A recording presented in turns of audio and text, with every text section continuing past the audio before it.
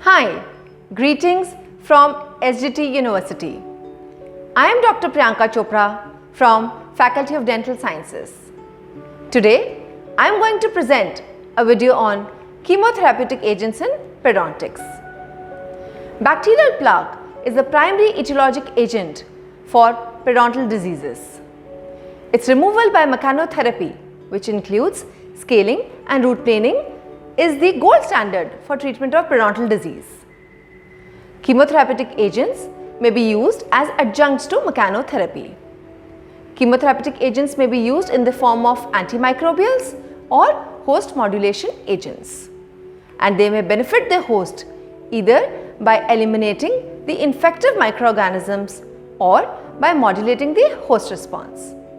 So, let's see and learn about chemotherapeutic agents used in periodontics. Non-surgical therapy is the cornerstone of periodontal care. Typically, this mode of treatment includes a complete periodontal examination, formulation of diagnosis, development of a comprehensive treatment plan, oral hygiene instruction and execution, removal of subgingival and supragingival plaque and calculus, the correction of local plaque retentive factors, and maintenance care. Advanced non-surgical therapy includes the use of systemic and local antibiotics and recently developed host modulation modalities. My second part of this video will include the use of local antibiotic and chemotherapeutic delivery and alteration of the host response to the challenge of periodontal pathogens. Let's understand the principle of chemotherapeutic agents. Chemotherapeutics are chemical agents used to prevent, treat, or adjunctively manage periodontal disease. Current periodontal treatments are aimed toward more conservative methods in order to preserve surrounding tissues and to minimize tissue trauma and patient discomfort while eliminating associated bacterial pathogens. Adjunctive chemotherapy may fulfill the above goals. The aims of periodontal chemotherapy are to inhibit the bacterial growth, kill putative periodontal pathogens, and to inhibit the tissue destruction through host modulation. Adjunctive chemotherapeutics target two primary pathways.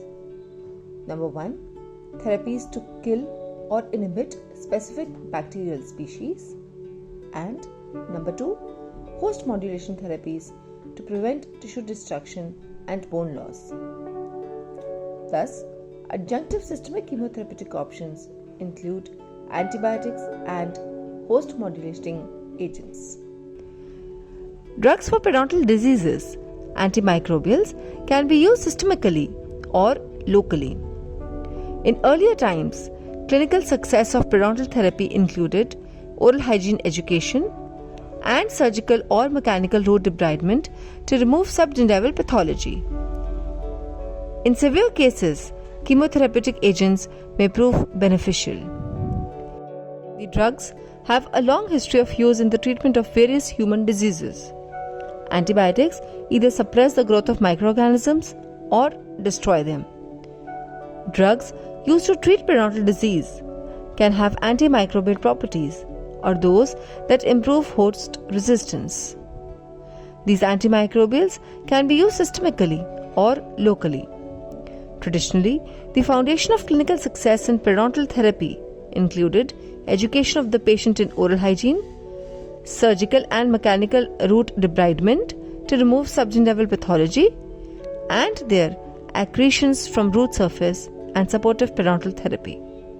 However, in certain types of periodontal disease, including chronic advanced periodontitis, refractory periodontitis, aggressive periodontitis, and periodontitis as a manifestation of systemic diseases, adjunctive chemotherapeutic agents may be beneficial to control the disease.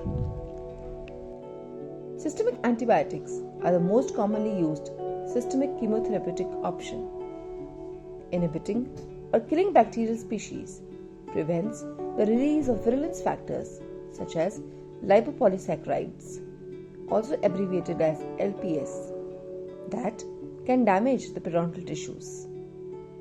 Systemic antibiotic therapy in combination with SRP or scaling and root planing has significant benefits regarding attachment level and pocket depth reduction when compared to SRP alone. Bactericidal antibiotics kill microorganisms by inhibiting the key process for their survival. Examples used in periodontics include metronidazole, which inhibit DNA synthesis, and penicillins, a class of antibiotics that inhibit cell wall synthesis. Bacterial testing. There are 3 approaches to the selection of systemic antibiotics for the treatment of periodontal infections. Culture and antibiotic sensitivity testing has been held as the gold standard for microbial identification. The major drawback to culturing is the necessity of having live bacteria to the culture. It is imperative that subgingival samples be minimally exposed to the air and placed in a lab-supplied reducing media immediately. Samples must be shipped to the lab by overnight delivery to maximize the validity of the bacteria. A second approach is to use DNA probe analysis.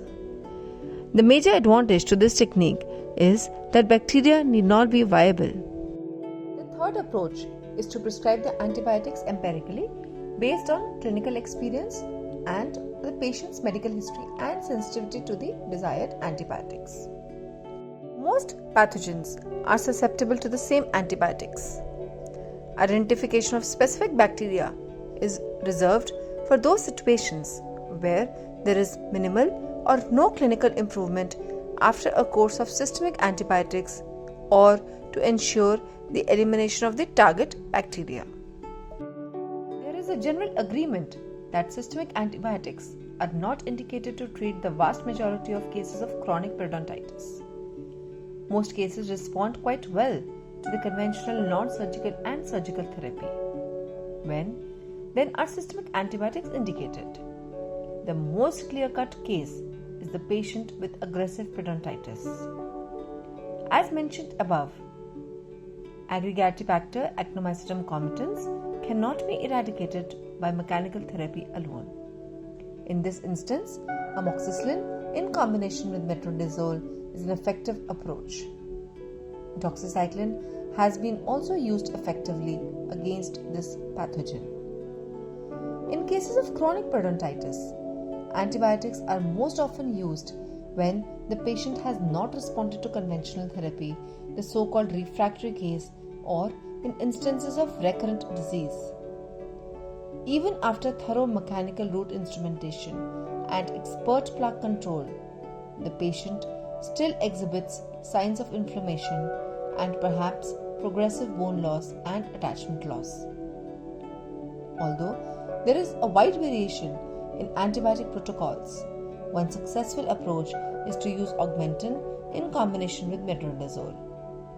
Some researchers maintain that clavulanic acid is not necessary, but there is more than a passing chance that there is a significant presence of beta-lactamase in the biofilm. The specific recommendation is the responsibility of the individual practitioner.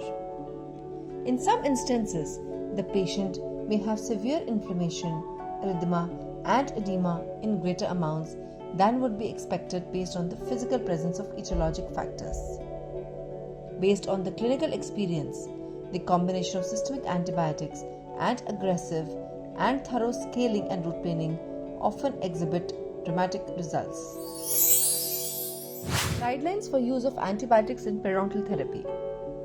The clinical diagnosis and situation dictate the need for antibiotic therapy as an adjunct in controlling active periodontal disease.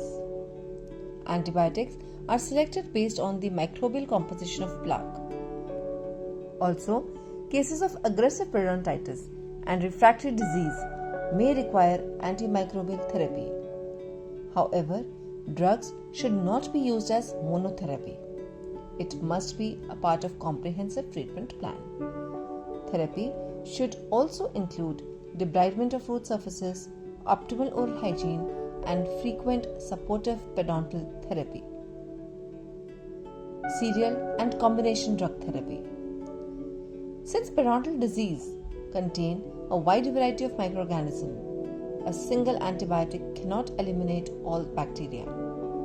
Therefore, it may be beneficial to use more than one antibiotic serially or in combination.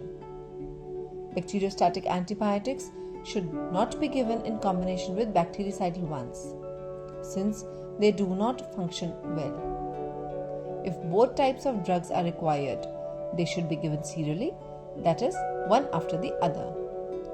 These are the general considerations of the chemotherapeutic agents used in periodontics. So today, I have presented a video on chemotherapeutic agents used in periodontics. Next time we meet, I will be presenting a video on another important topic in periodontics. Till then, keep learning, keep growing. See you next time.